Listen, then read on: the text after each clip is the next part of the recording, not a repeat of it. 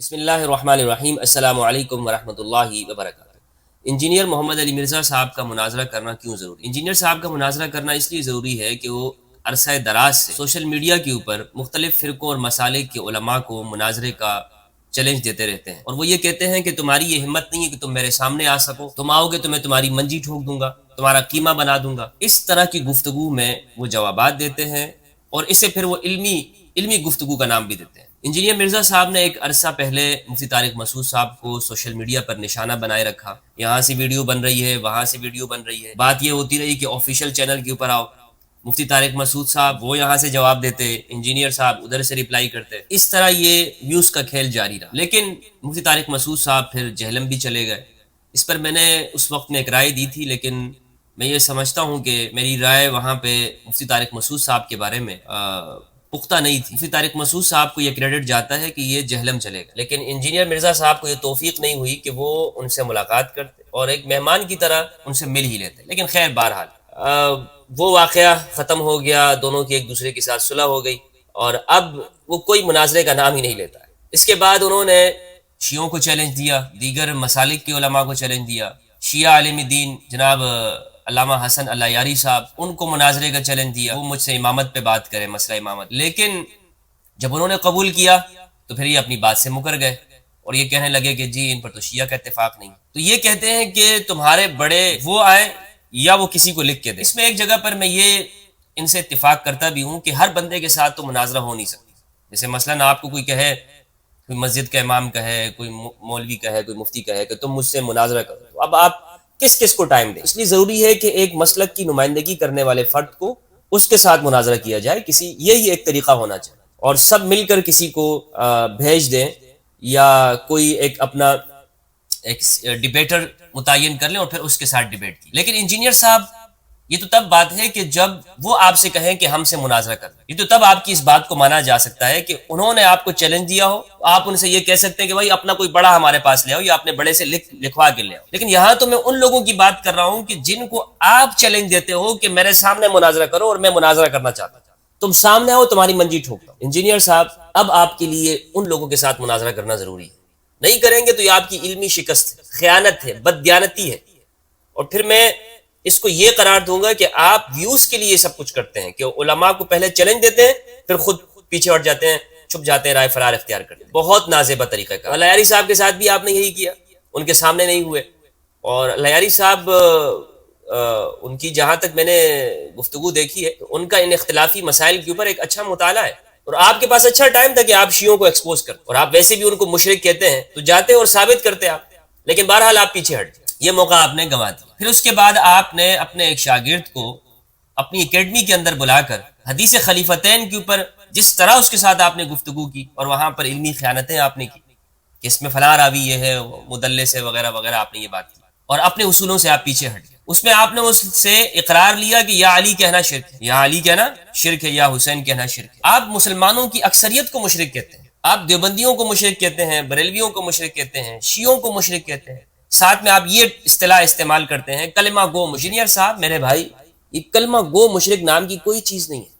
قرآن مجید نے مشرک کہا ہے، مشرک مشرک ہی ہوتا ہے، کلمہ گو مشرک کوئی شے نہیں ہے۔ مشرک قرآن نے کہا ہے کہ جو لوگ شرک کرتے ہیں ان کو جہاں پاؤ قتل کر دو، یہ قرآن مجید کے اندر موجود ہے۔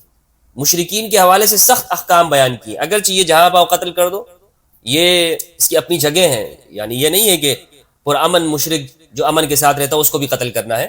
کہنے کا مقصد یہ کہ مشرکین کے بارے میں بہت سخت الفاظ استعمال کیے گئے۔ قرآن نے کسی جگہ بھی کسی مسلمان کو یہ نہیں کہا کہ یہ مشرک ہے، کسی مسلمان کو، کہ کچھ مسلمان ایسے موجود ہوں کہ جو شرک بھی کرتے ہیں، بھائی وہ تو منافق ہو جائیں گے، کافر ہو جائیں گے، مشرک ہو جائیں گے، اسلام سے نکل جائیں گے۔ آپ نے یعنی اس اصطلاح کو جب استعمال کیا مسلمانوں کے فرقوں کے لیے، تو آپ نے امت مسلمہ کی تکفیر کر دی، اور آپ کے شاگرد اور فالوورز وہ اسی طرح ہی سمجھتے ہیں ان کو کہ یہ بابوں کے ماننے والے ہیں، یہ یا علی یا حسین کہتے ہیں، ان کو مشرک ہی واقعی تصور کرتے ہیں، سمجھتے ہیں۔ یہ چیز آپ نے ان کے اندر ڈال دی۔ پھر حدیث خلیفتین کے اوپر جو آپ کا موقف ہے، اور جس طرح آپ نے اپنے شاگرد کے ساتھ رکھا، اور آپ جگہ جگہ کے اوپر علماء کو چڑھانے کے لیے حدیث ثقلین پڑھتے ہیں، ٹی وی کے اوپر، دوسری جگہ کے اوپر، کہ یہ مولوی اس کو نہیں مانتے۔ ایک جگہ کے اوپر آپ نے حدیث ثقلین کا حوالہ دیا تو میں نے کہا کہ ان علماء نے اس کو جواب صحیح طور پہ نہیں دیا. اگر میں ہوتا تو میں اسے یہ جواب دیتا کہ میرے بھائی حدیث ثقلین کو اگر یہ علماء نہیں مانتے تو آپ بھی تو نہیں مانتے ہو, آپ اور ان میں کوئی فرق نہیں ہے اس حوالے سے. تو یہ صرف آپ دوسروں کو چڑھانے کے لیے آپ یہ کہتے ہیں کہ یہ لوگ بابے ان کی توہین کرتے ہیں. بابوں کے حوالے سے آپ کہتے ہیں کہ چشتی رسول اللہ کہیں لکھا ہوا ہے, کہیں اشرف علی رسول اللہ لکھا ہوا ہے, یا کسی جگہ پر آپ حدیث ثقلین کو بھی اگر بیان کرتے ہیں تو وہ اس لیے کہ یہ لوگ بیان نہیں کر رہے ہوتے, ان کو چڑھانے کے لیے کرتے ہیں, ورنہ تو اس کے مفہوم اور اس کے معنی کو آپ بھی حقیقتاً تسلیم نہیں کرتے ہیں. آپ یہ کہتے ہیں جس طرح آپ نے اکیڈمی کے اندر یہ کہی بات کہ قرآن ہی رسول اللہ صلی اللہ علیہ وآلہ وسلم کا خلیفہ ہے, اگر قرآن کے ساتھ کسی اور کو خلیفہ مانیں گے, امام مانیں گے, تو اس طرح ختم نبوت کے اوپر فرق پڑے گا. اور امامت کے عقیدے کے بارے میں آپ نے کہا اتنا ذرہ برابر بھی کچھ نہیں ہے عقیدہ توحید کے مقابلے. تو آپ ثقلین کو آپ بھی نہیں مانتے ہیں اہل البیت علیہ السلام کی اتباع. اس لیے یہ جو آپ کہتے ہیں نا کہ اہل البیت کا دفاع میں نے کیا ہے, اس طرح دفاع کچھ نہیں ہے. صرف علماء کو چڑھانے کے لیے یا مختلف مسالک کے لوگوں کو آپ ان کو مناظرے کا چیلنج دیں, اور کیونکہ حدیث ثقلین سب کی کمزوری, کوئی اس کو بیان نہیں کرتا, تو لہٰذا یہ یہاں پر ایک بات ہے کہ جب اس کو بیان کرتے ہیں تو لازم بات ہے سامنے والا خاموش ہو جاتا ہے, مگر انہیں پتہ نہیں ہے کہ آپ بھی خود بھی اس کو مان نہیں رہے ہوتے. پھر جب میں نے حدیث خلیفتین پہ آپ سے اختلاف کیا اور میں نے آپ سے یہ کہا کہ اس میں انجینئر صاحب آپ خیانت کر رہے ہیں, آپ یہاں پر درست بات نہیں کر رہے, حق بات نہیں کہہ رہے ہیں, مجھے آپ سے یہ توقع نہیں ہے کہ آپ حق کو چھپائے, لیکن آپ نے حق کو چھپایا وہاں. لیکن میں نے بڑے طریقے کے ساتھ آپ سے اختلاف کیا, گفتگو کی, اس میں آپ نے پلٹ کر مجھ پہ آپ نے جو صلواتیں پڑھی, قنوت نازلہ تک پڑھ ڈالی مجھ پہ, ایک مومن شخص کے اوپر جس کے دل میں اہل البیت علیہ السلام کی محبت وہ موجزن رہتی ہے. یہ کسی اور کے بارے میں تو چلیں اگر آپ کہتے تو لوگ بھی سمجھ جاتے, آپ نے میرے ساتھ یہ کام کیا, اس میں مجھے انتہائی دکھ ہوا. اگر میں آپ کے ساتھ آپ کے لیول پہ نہیں اترتا, آپ نے قنوت نازلہ پڑھی, آپ نے میری ایک طرح سے تکفیر کی ہے, تفسیق کی ہے, یعنی قنوت نازلہ اس شخص پہ پڑھی جاتی ہے جو فاسق تو ہوگا, ظالم تو ہوگا, تو کم سے کم درجہ آپ نے مجھے اس درجے پہ لا کے کھڑا کر دیا صرف اختلاف کی وجہ سے. اور پھر آپ نے یہ کہا کہ سامنے آؤ میں تمہاری منجی ٹھوکوں گا. میں نے آپ کا چیلنج قبول کیا کہ میں جہلم تو نہیں آ سکتا ہوں کیونکہ آپ پر سے اعتبار اور بھروسہ اٹھ گیا ہے, تب اس کا یہی طریقہ ہے کہ آن لائن مناظرہ کروں گا آپ سے. میں نے اس آپ کے چیلنج کو قبول کیا کہ آن لائن مناظرہ کروں گا. اس کے بعد پھر آپ رفو چکر ہو گئے, آپ بھی 9-2-11 ہو گئے, شارٹ ہو گئے گلی سے, کوئی نام نہیں. آپ نے کہا کہ نہیں ہم تو بھائی, آپ جہلم اکیڈمی آنے کی دعوت دیے, مناظرہ کیوں کریں گے. آپ نے صاف کہا ہے کہ منجی ٹھوک دوں گا, سامنے آؤ. غیر علمی زبان استعمال کی, اس لیے میں نے آپ کو لقب دیا شوکت چیمہ کا. آپ کو میں نے کہا کہ آپ وہ ہیں, آپ فلمیں دیکھنا کم کریں, یہ کام آپ نہ کریں, غیر علمی گفتگو نہ کریں. جس طرح سے آپ دوسرے علماء کے ساتھ وہ الفاظ آپ کہتے ہیں کہ جو اہل البیت علیہ السلام کے اخلاق کا بھی پھر آپ حوالہ دیتے ہیں, اور پھر وہ الفاظ بھی آپ ادا کرتے ہیں اپنے مخالفین کے لیے, تو آپ کو زیبا نہیں دیتا ہے. اس سے معاشرے کے اندر انتہا پسندی پھیلے گی, جو کہ آپ کر چکے ہیں. آپ لوگوں کے اندر انتہا پسندی کو فروغ دے چکے ہیں, اور آپ کے جو فالوورز ہیں ان کے دماغ میں یہی ہے کہ یہ سب کے سب مشرک ہیں, یہ کافر ہیں, سب کو یہی مانتے ہیں, اس کے علاوہ اور کوئی بات نہیں. تو اس لیے اب ضروری یہ ہے کہ آپ اگر ان علماء جن کو آپ فرقہ پرست کہتے ہیں, ان کے لیے تو آپ نے ایک شرط رکھی ہوئی کہ وہ اپنے علماء سے لکھوا کے لائیں گے, لیکن میرا تو کسی فرقے سے تعلق نہیں. میں صوفی ہوں, اولیاء کرام کو ماننے والا ہوں, اہل البیت علیہ السلام کا خادم ہوں. حدیث ثقلین کے اوپر حدیث خلیفتین, حدیث ثقلین کو اگر آپ مانتے تو حدیث خلیفتین جس کو آپ نے رد کر دیا, مسترد کر دیا, اس کی صحت اور ذوف کے اوپر آپ کو مناظرہ کرنا ہو. اگر آپ مناظرہ نہیں کرتے تو جو کچھ آپ نے سوشل میڈیا کے اوپر میرے بارے میں جو مغلظات آپ نے فرمائی ہیں ان سے آپ رجوع کر لیجیے. جو آپ نے قنوت نازلہ بڑی تکفیر کی, تفسیق کی, علی الاعلان اس کی معافی مانگیں گے. یا تو دوسرا راستہ یہ کہ پھر آپ کو مناظرہ کرنا ہوگا, ڈیبیٹ کرنے, اور ڈیبیٹ بھی پھر کہاں کریں گے, یہ نہیں کہ میں آپ کے پاس جہلم آؤں, کوئی نہیں.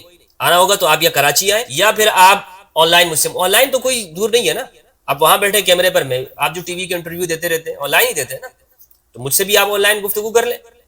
جبکہ چیلنج آپ نے دیا, میں نے آپ کو کوئی چیلنج نہیں دیا, میں نے تو آج تک کسی کو چیلنج نہیں دیا, میں تو ٹاک کا, گفتگو کا قائل ہوں. آپ نے جب یہ چیلنج دیا ہے اب اس کو قبول کریں, آپ مناظرہ کرنا ہوگا. آپ کو مسلمانوں کی اکثریت کو آپ مشرک کہتے ہیں. یہ جو آپ نے ایک طرح سے ملک کے اندر یہ آپ کے خلاف جو وائلنس ہو رہا ہے, اس کی وجہ یہ بھی ہے کہ آپ پھر چیلنج دے دیتے ہیں اور پھر سامنے بھی نہیں آتے, آپ مناظرہ بھی نہیں کرتے. یہ طریقہ صحیح نہیں ہے. علمی مناظرے کریں. امام ابو حنیفہ کے مناظرے ہیں, اکابرین کے مناظرے موجود ہیں, جن کو تو آپ اکابرین نہیں کہتے ہیں, آپ تو ان کو بابے کہہ کر ان کی توہین کرتے ہیں. لیکن آپ کو مناظرہ کرنا ہوگا, ڈیبیٹ کرنی ہوگی, کیونکہ چیلنج آپ کی طرف سے ہے.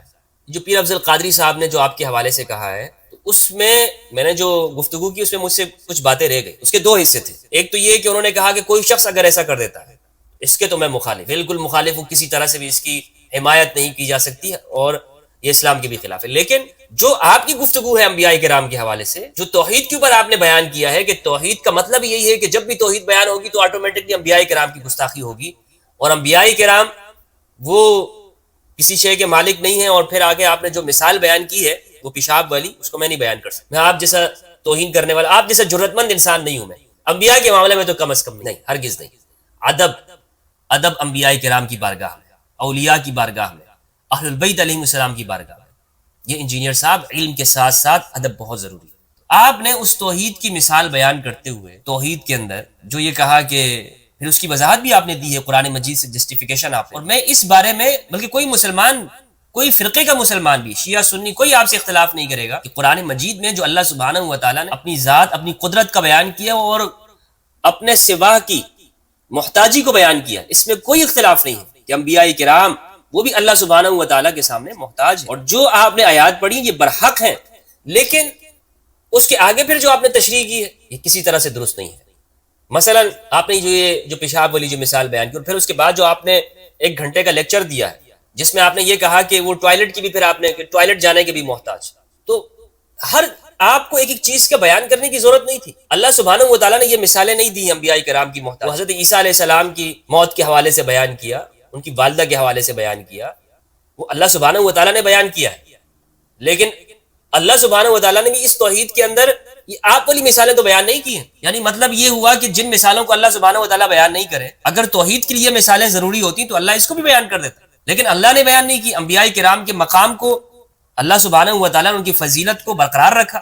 مگر آپ تو قرآن سے بھی بڑے توحیدی بنتے جا رہے ہیں کہ جو مثالیں قرآن مجید بیان نہیں کر رہا ہے آپ ان کو بھی بیان کر رہے ہیں کہ جی اس کا یہ مطلب ہے، اس کا یہ مطلب ہے، ٹوائلٹ جانے کی بھی محتاج ہے. پھر ایک ہے فرق مراتب، یہ کرنا ضروری ہے. اللہ سبحانہ و تعالیٰ پیغمبروں کے بارے میں کہہ سکتے ہیں لیکن امتی نہیں کہہ سکتا پیغمبر. اس کی مثال ایسی ہے کہ قرآن مجید میں اللہ سبحانہ و تعالیٰ نے ارشاد فرمایا یا ایھا النبی اتق اللہ، اے نبی اللہ سے ڈریے، اللہ سے ڈریے. لیکن آپ نہیں کہہ سکتے کہ اے محمد آپ اللہ سے ڈریے صلی اللہ علیہ وآلہ وسلم. آپ نہیں کہہ سکتے انجینئر صاحب. آپ کہیں گے تو اسلام سے نکل جائیں گے. اللہ ایک بات کہہ رہا ہے اپنے پیغمبر سے، ٹھیک ہے، آپ وہ بات نہیں کہہ سکتے اپنے الفاظ کے اندر اور نہ پھر اس کی تشریح بیان کر سکتے کہ اس کا مطلب تو یہ ہے کہ ٹوائلٹ بھی نہیں جا سکتے، اس کا مطلب تو یہ ہے کہ پیشاب بھی نہیں روک سکتے.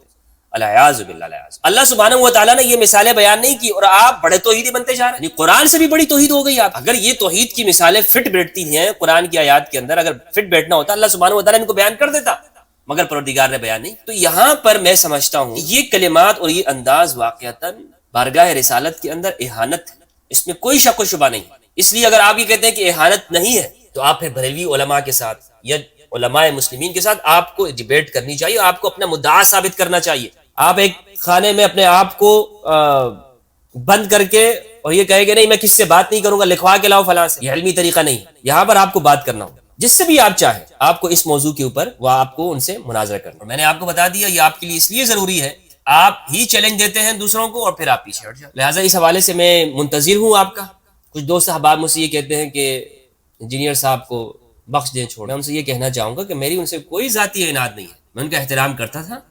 لیکن جب سے انہوں نے یہ لینگویج استعمال کی سب کے لیے، ان کا رویہ سب کے ساتھ ایسا ہے، ہر ایک کے ساتھ یہی رویہ رکھتے ہیں، سب کو اپنا دشمن مانتے ہیں، سب کو وہ اپنے سوا وہ کلمہ گو مشرک کہتے ہیں، تفسیق کرتے ہیں سب مسلمانوں کی. انتہائی خطرناک رویہ ہے انجینئر صاحب، انتہائی خطرناک. آپ نے اپنے اسٹوڈنٹس کم، خوارج زیادہ پیدا کی. اللہ سبحانہ و تعالی ہم سب کو قرآن مجید اور اہل البیت علیہ السلام کی معرفت اور اتباع کرنے کی توفیق عطا فرمائے. السلام علیکم ورحمۃ اللہ وبرکاتہ.